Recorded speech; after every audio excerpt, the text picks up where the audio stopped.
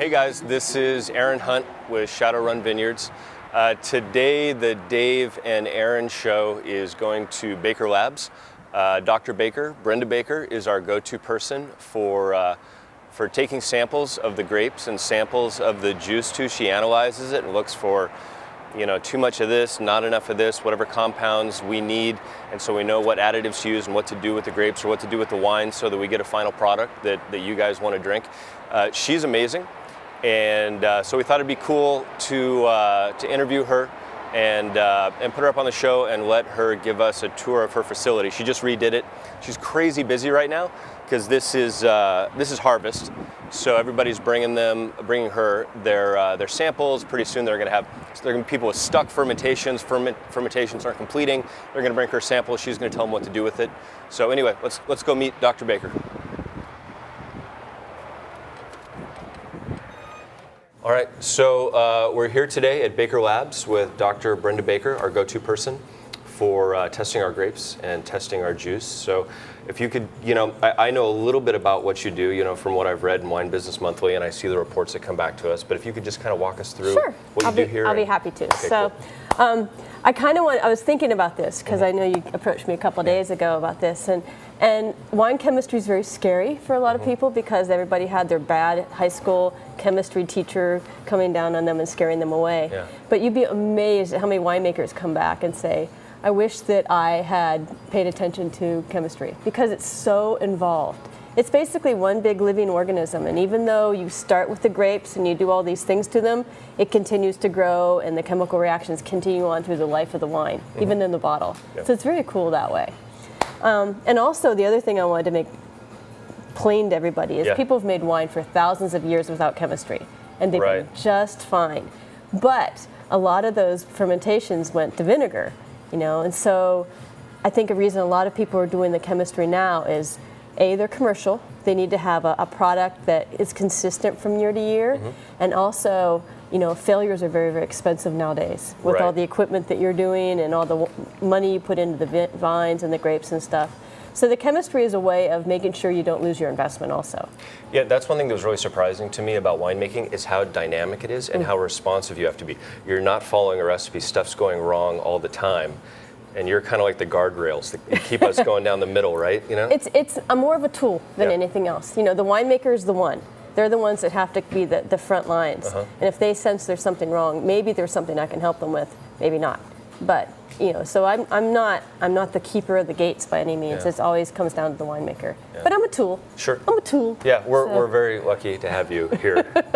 It's always fun to see the reports come back on what we're making. Yeah, so maybe lots of interpreting. Okay, so show some of the gear. So here we go. Okay. So let me get you some examples here. Dog.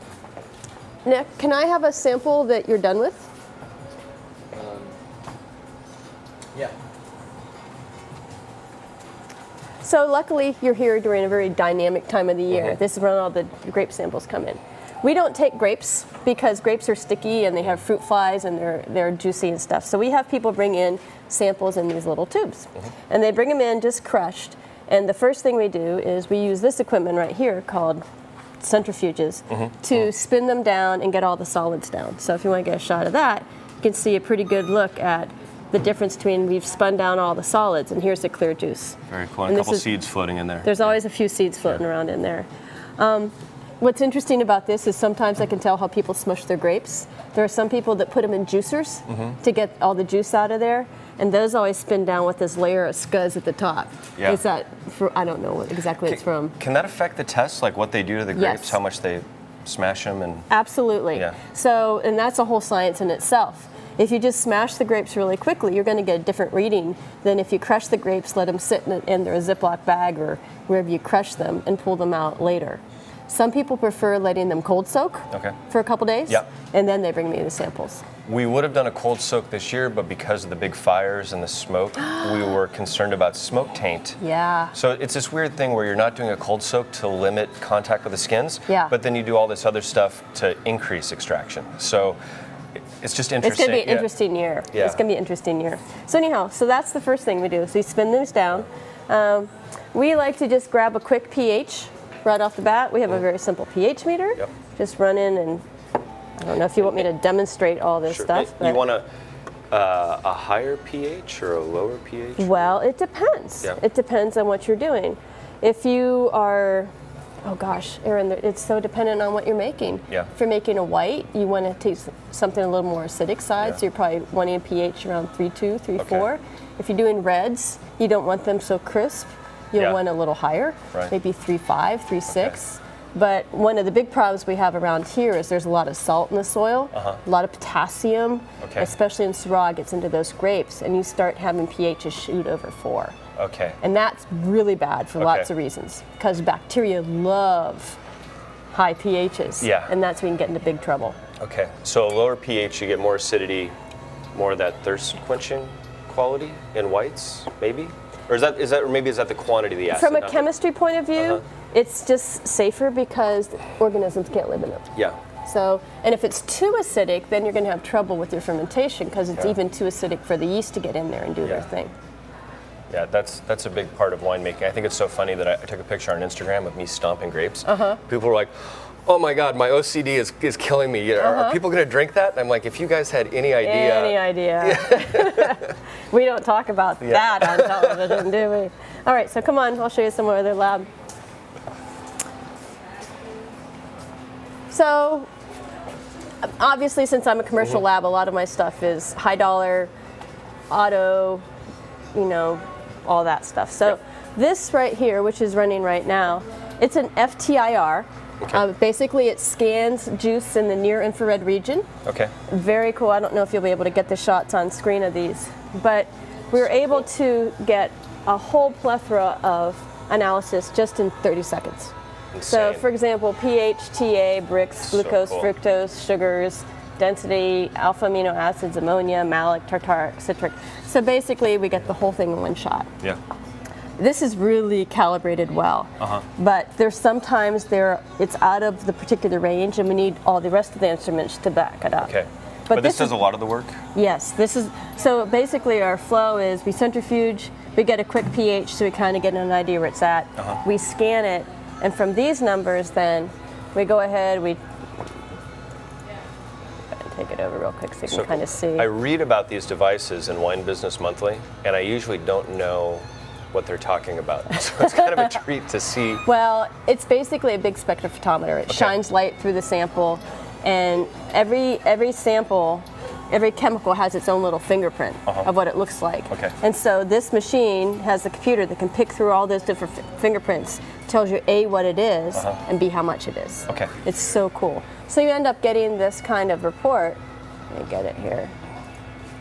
Where you have all your numbers just kind of spread out. And this is what our juice pack is. We have the pH, we have the TA, the Brix, the sugar profile, the ammonias, the potassiums, all I that. see 23 Brix, so that must have just come out of the vineyard. It's been hanging out a couple days. Yeah, this one's actually in pretty good shape. The pH TA is probably a little too acidic yet. You can see the malics are a little high. You usually don't want to pick those until they're about 1 or so, Okay. 1.5. And it has a decent amount of ammonia in there, and your potassium. So this one's not an exciting one. There's others that get more exciting, but this particular guy that's bringing them in, he's just doing field samples right now, trying to get an idea when to pick. Oh, that's cool. So, anyhow, I love this machine. It's my favorite. I'll leave this for this. This machine's kind of cool. Whoa. It looks like an avatar pod. Yeah, totally.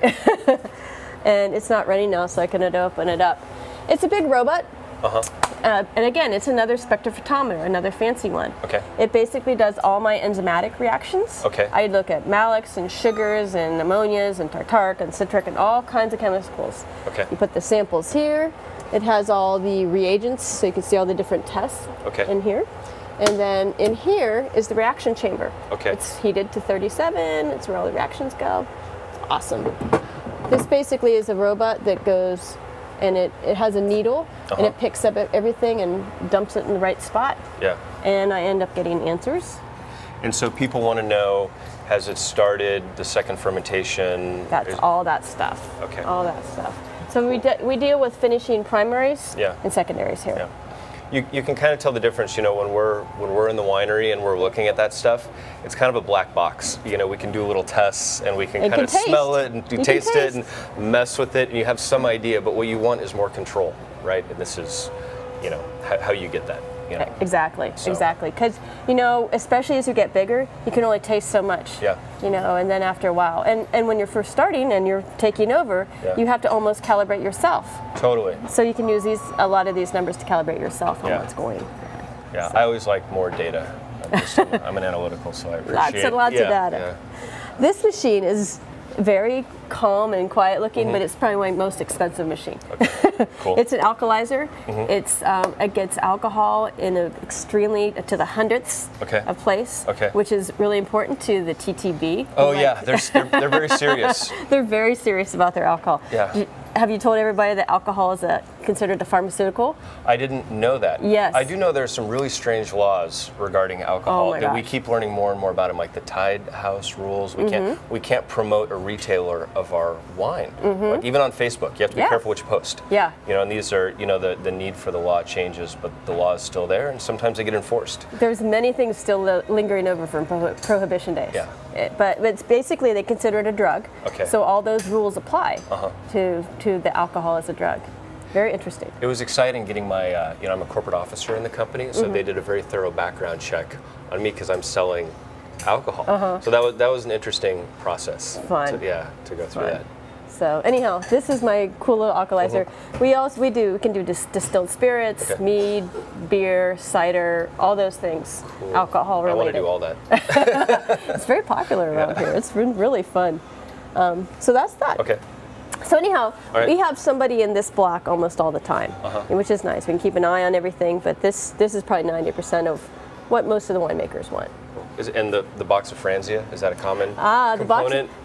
No, everybody laughs at that because they see this. But we use this because the wines in the box are really stable. Oh, okay. So we use it to check our machines every day. Oh, that's so cool. If we see a big drop in something in the Franzia, we know there's something wrong and we have to fix it.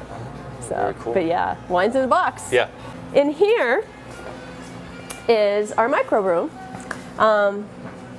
This has really this has grown quite a bit. We do a lot of bottle sterilities. So bottle sterilities, as I try and hide all the names on it. So on a bottling line, they're just whipping through those bottles, and they want to make sure that everything that goes in is only wine and no bacteria, nothing bad. So one of the ways they do that is we check and we culture. I don't think I have any loose cultures that have any of the bad ones out, but it's pretty cool. Yeah. This is a laminar flow hood. You haven't gotten into this yet because I don't think you have a bottling line. No, we use a truck. You have a truck, the truck pulls up. And we actually have the trucks come in here and do things too, but this isn't the one I want to do. These are little, basically we run the wine through here, add some media and let it sit for a week, see if anything grows. Oh, okay. So hopefully nothing grows. Yeah. That's why this isn't a very exciting place. Yeah. But when it grows, then we look at it under the scope and identify it. So if something did go wrong with the wine, what would an average consumer see? Like maybe some bubbles in the bottle, or yes. The first thing we see is people bring bottles back and say, "I got spritzy." Okay. What's going on? Yeah. And more times than anything else, it's yeast gone bad.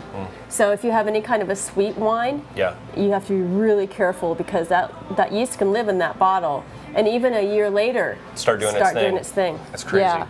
So we do. We have a dessert wine. And we put a lot of, I know a lot of the cool winemakers use native yeast, but we're very careful with the commercial ones we pick up. Yeah. That's our preference. Yeah, but how do you keep, when they bottle it, is it just sterile filtered? Is it what now? Sterile filtered? I don't know. Yeah, I bet you'll find out. I'll find out, yeah.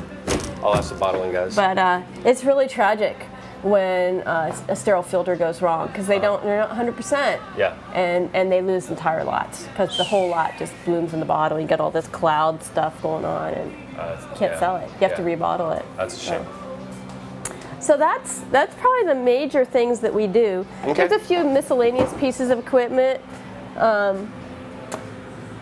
Not nearly as exciting, but I'd say most everything that we do is in that little bench right there. Do you have some favorite customers, some favorite wines you mess with? It's always all dialed in, or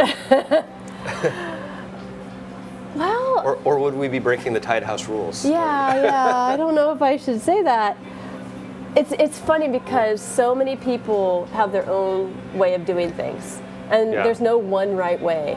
There's lots of cool ways to do it. And I would think so many of the winemakers in Paso in particular, they're guys who made their fortune, moving dirt or building airplanes or being doctors, and then they want to be a world-class winemaker, and I'm sure they're very strong personalities. And but I like that. Yeah. I like that. Oh yeah, it's fun. It's fun. Especially you get a couple glasses of wine in them. That's where I learn. Yeah. I go to parties. I don't go to that many parties, but when they start drinking a little bit, that's when all the secrets come spilling out. Yeah, it's a fun part of the wine bar. It is. It makes Paso fun. Did I answer your question? Yes. Excellent. This is very exciting. I feel like I have more homework to do to learn more about this It's usually really stuff. overwhelming when you come into a chemistry lab, and I really try and be nice and explain everything to everybody. What you said about people wish they would have paid closer attention, that's just what I was thinking. I read Wine Business Monthly, and they assume that the reader has a lot of knowledge that I don't, and I keep thinking, I need to go back to Chemistry 101 just so I can hang with these guys. But the good news, at the end of the day, you can read 5 pages of chemistry stuff, but the net is do a cold soak for 3 days or whatever. You know what I mean? Right. And as long as that works, you need the chemistry when things go wrong. Yeah. And then you can troubleshoot it back. So glad I have your number. So you knew I was a chemistry professor. Did you know all that? I did not know that. Yeah, I was at Cal Poly as a chemistry professor for years. This was my side business, and it took off. So now I no longer teach, but I'm still teaching every day in a way. Yeah, of course. So. But now to professionals. No. Yeah. Yeah, that's cool. So, not to the students anymore. All right, very cool. Well, I think I'm going to take advantage of the beer you have on tap. Yeah, so come check out the beer on tap, the sunny days.